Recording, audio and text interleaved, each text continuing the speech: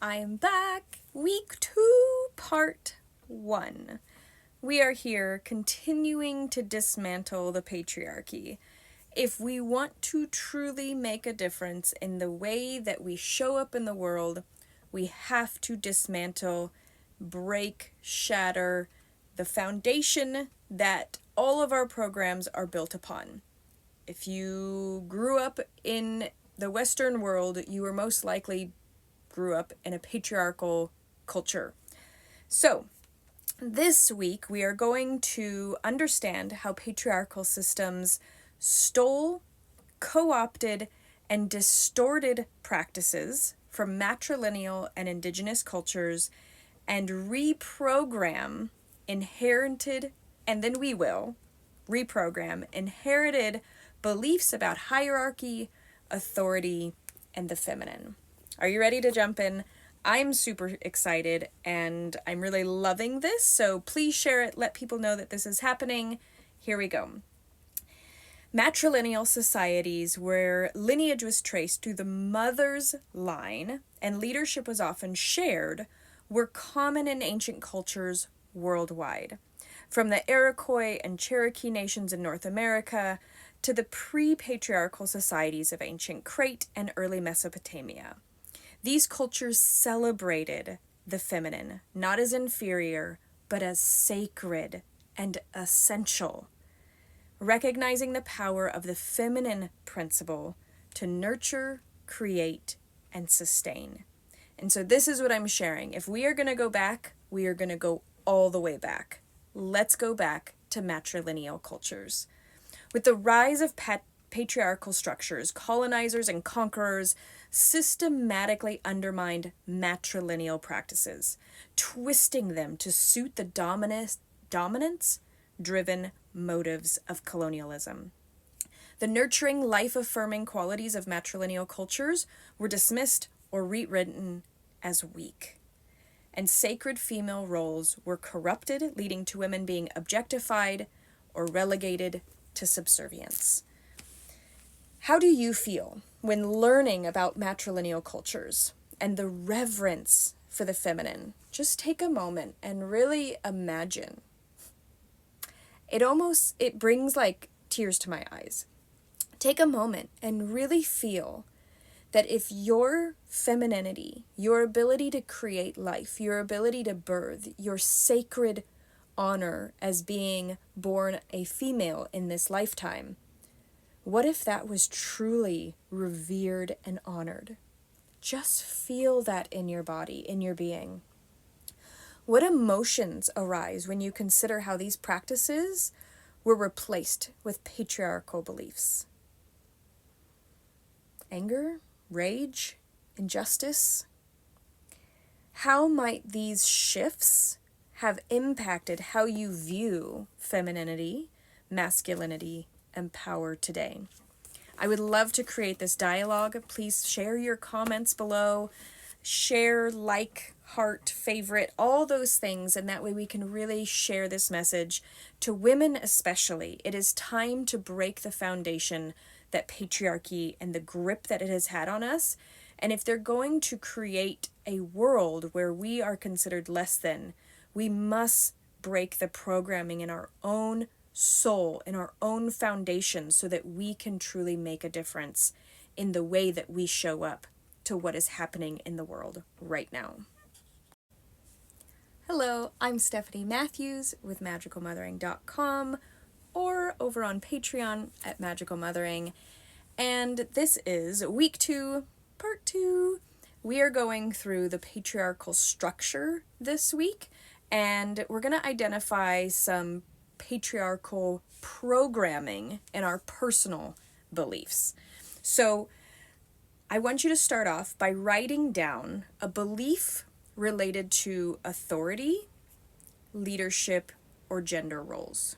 Okay, so this could be men should lead, or the father is the head of the household, women barefoot in the kitchen,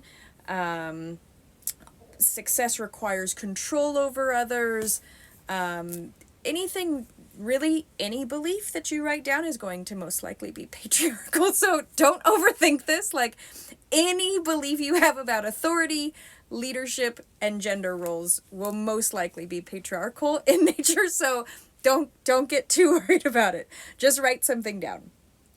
Reflect on when you first learned this belief. Was it family, society, religion, education? Consider the alternative now to that. How did matrilineal or indigenous cultures understand leadership or authority differently? And if you actually need some information on this, comment below. How did? If you actually don't know and haven't done a lot of research on that, I'd be happy to do a little excerpt on that specific aspect.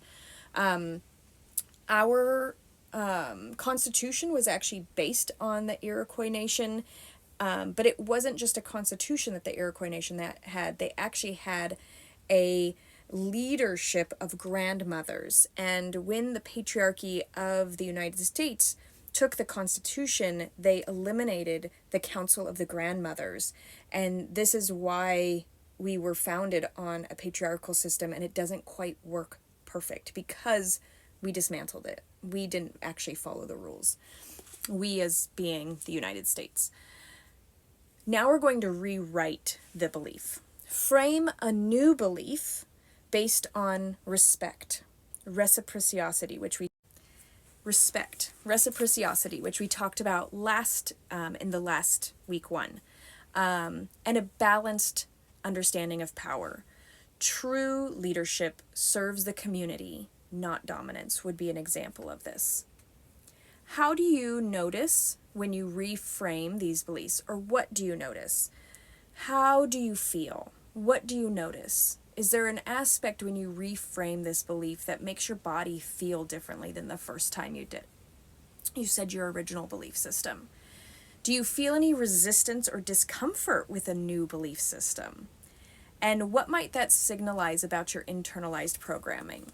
Again, these are really important questions because this is why so often affirmations, money work, spiritual advice doesn't work. Because as I like to say, you can put as much whipped cream and sprinkles and cherries and ice cream on top of the shit programming that you got, and it's still going to be a pile of shit. Like, you have to look at the pile of shit programming that you got in order to actually change the programming. Last question. How might releasing patriarchal ideas of authority and dominance affect your sense of self? I would love to hear some answers in the comments. If you'd like a more thorough dialogue happening, shoot on over to my Patreon and join in there, and that way we can actually create some real community collaboration and reciprocity over there. I'm Stephanie Beckwith Matthews, and we are Dismantling the Patriarchy. Come join in. And this is week 2, part 3. If you haven't watched the other parts of the series, please go to my profile and watch away and join in. So we are talking about this week the historical examples of matrilineal erasure and appropriation. So just as a foresight or a hindsight, there are pre-patriarchal goddesses that got twisted and misconstrued and horrifically domesticated or appropriated or pushed down. And then the gods, oftentimes in Greek mythology, the gods actually would steal, in the story, the goddess's powers. And any time a god in any mythology suddenly has the powers of birthing or feminine energy, this is an appropriation or an actual stolen history of an actual goddess that came much before this particular god. One example is in Mesopotamia. The goddess Inanna, revered as a powerful figure in Sumerian culture, became domesticated as the pantheon evolved, eventually being overshadowed completely by male deities who symbolized war and dominance. Another one in ancient Greece, as I was saying, Athena, initially revered in pre-Greek traditions as a mother and warrior goddess, was born out of Zeus's head. Have you ever seen anything birthed out of a man's head? No, it's impossible. So you know it's a big fat lie. And in fact, they had to tell that big fat lie for 300 years straight, continuously, to the population to even fathom that they would believe it when everybody saw babies being born out of their own vaginas, especially the women. Ugh. You can tell I'm passionate about some of these things. So the patriarchal Greek pantheon as the daughter of Zeus, emphasizing her loyalty to male rulers. I mean, Zeus stole every goddess's powers, so anytime you have Zeus involved, you know it's bad shit, and he had nothing. He was like the epitome of the guy in the big truck who has, like, you know, whatever, big dick, but not. That is exactly it. That is what Zeus gives all over if you read Greek mythology from a reprogrammed point of view. The next example is Native American tribes. Many tribes, including the Iroquois, had matriarchal systems where women held council seats and had significant influence over decisions. But colonizers, starting back in 1500, when the French started coming in and they could see that there was this patriarchal influence, the men actually started shifting the way that they held councils, starting back in the 1500s. So this is an important aspect to think that patriarchal culture started back in the 1300s and 1500s in North America. So this isn't just a couple hundred years old in the Americas. This has been happening for a very long time. So when the colonizers imposed these patriarchal systems, they began stripping women of power, erasing matrilineal structures, and co-opting these cultures' knowledge purposefully so that they would have these indigenous men on board with them more so than what they thought they did. I want you to reflect on a figure from history or mythology whose story changed to align with patriarchal values. If you haven't done much use of this, even just going into and reading one Greek mythology story, you'll see how crazy it is that the gods just steal all the powers from these goddesses. How does this affect you? If you're first hearing about this, how does this affect your perception of feminine power? Knowing that the goddess was first. All the goddess stories, there was only a mother. There was the great mother. And then hundreds of thousands of years, there was just the mother. And within the past about 13,000 years ago, then the mother had a son. That is how old the mother and matrilineal culture is. When you realize how long matrilineal culture has been happening compared to patriarchy, patriarchy is just a baby. And it'd be so easily dismantled because it has no real foundation besides fear, control, and submission. And those aren't power. Those are actually the absence of power, and they know it. So as soon as we understand our own power and understand that we can dismantle this, that is when the tables will turn. I want you to consider for a moment matrilineal practices like land care and resource sharing that were demonized or erased. How does relearning or being curious about learning these traditions impact possibly your view of community or collaboration? And if you are curious or wanting to lean into understanding more of these, put that in the comments. Let people know. There's so many women who love creating space for sharing these types of aspects. And the more that we collaborate and get these resources to those who maybe are just starting in the journey, we can really create a firm foundation of true community and collaboration here. So thank you for being a part of this. We've got a few more parts to go, and I'll see you in the next one. Welcome back. This is Stephanie Matthews of week 2, part 4. And this week we are going to do, or this part, we are going to do the meditation and visualization to reconnect with that matrilineal aspect that we've been talking about, that has been appropriated, that has been disregarded, that has been made domesticated, and that is definitely not what we want to be. I want you to take a moment and center yourself. Let's take 3 deep breaths. And release. Again, deep breath in. And one more. Deep breath in. I want you to imagine a circle of women around you, each from a matrilineal culture. The ancient Sumerians, the women of the Iroquois nation, the Minoans, and others. Feel their presence, their strength, their wisdom. I want you to really tap into and imagine how vastly different walking around the streets, being in a creation space, having all 3 of your lower chakras completely fulfilled all the time. You're grounded, you're safe, you are known as a creatrix, and you're empowered. So all you do is live from your heart space up. Imagine this. Be in this space. Now imagine yourself stepping into this circle, connecting with each of these women through shared respect and mutual recognition. Feel the energy of the matrilineal wisdom passing into you, igniting a deep remembrance in your own and within your own body. Let go of any ideas of hierarchy or dominance or control, and allow yourself to be held in this collective power. What does it feel like to be in this circle?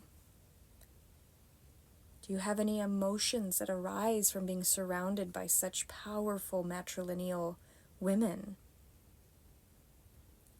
And how can you begin to integrate these feelings of mutual respect and balance into your relationship and your life? And when you're ready, just take a moment to take one more deep breath. Deep breath in. Deep breath out. Wiggle your fingers and your toes and come back into this space, knowing that you do have this matrilineal wisdom deep within your own DNA. It is there. It is accessible. It is not something that is hidden away. It is not, you are not thrown away. You are a sacred vessel of feminine power in this lifetime. And it is time to wake up to that. It is truly time to remember your magical self. Welcome back. Week 2, part 5. This is the last section of week 2 of Dismantling the Patriarchy, understanding how the patriarchy appropriated and stole matrilineal culture. This section is all about practical reprogramming. We're going to choose one practice common in matrilineal cultures, such as shared resource management, consensus decision making, ritual for the earth, something that you would find in a matrilineal culture. I want you to create a small daily practice that honors this tradition, whether it be a gratitude ritual for the resources. We had talked in week 1 about, do we look at resources as consuming them or for our own benefit? Every time you take a sip of water, can it be a reciprocal aspect where you're actually giving gratitude and love for that water rather than just seeing it as a resource to fulfill your own needs? Or can you take a grounding walk in nature and see that every bird, insect, tree, plant is actually a part of your community? How can you be a better part of their community? Create a ritual, create an intention, create something that you can practically implement into your daily life. Reflect on how this practice affects your feelings, how it affects how you feel connected. Do you feel power over? Do you feel reciprocal? Do you feel balance? And then I want you to answer these 2 questions. Does honoring a matrilineal practice challenge your patriarchal programming yet? Is it pushing up against some of the things that maybe you thought were true or knew prior? And how can this practice become part of your new balanced understanding of power and respect? There's a few more journal questions that I have here. If you'd like to further elaborate in your journal, reflect on any moments where you felt a conflict between matrilineal wisdom and patriarchal programming. How did you respond? And might what you do differently next time it comes up? And then identify one way you can approach a situation from a place of balance rather than from a place of control, or a place of reciprocity rather than like a give and take. Another one is reflect on that outcome. And then there's one more. What belief about power or authority do you feel ready to release? And how will releasing it affect your relationship with yourself and those around you? I think this is a really important question because we have a lot of people in power right now that you might actually think affect the way you live. I want you to understand that that is actually a programming. And I'm not coming from a place of privilege here. I'm coming from a place of radically stepping out of mainstream culture, becoming homeless for a while, literally stepping out of what the norms of society are to now being in a place of sovereignty. And I want to share with you that it is possible, but it does create dismantling belief systems. You don't have to go as extreme as I have with myself and my family, but you can take little steps to really get to a place where you don't feel so powerless and you don't feel so controlled by those in power. And this is what is absolutely essential to really re-regulating our entire central nervous system so we're not in a space of anxiety and fight or flight all the time. So please continue the journey with me. I look forward to sharing more of my time and our space together. If you'd like to be a part of a community aspect of this, I do have Patreon. It's under Magical Mothering. If you have any questions, you can either put them in the comments or please feel free to message me. I'm happy to really elaborate, collaborate, and really create a true community through this dismantling process. Blessings to you, and I will see you next week.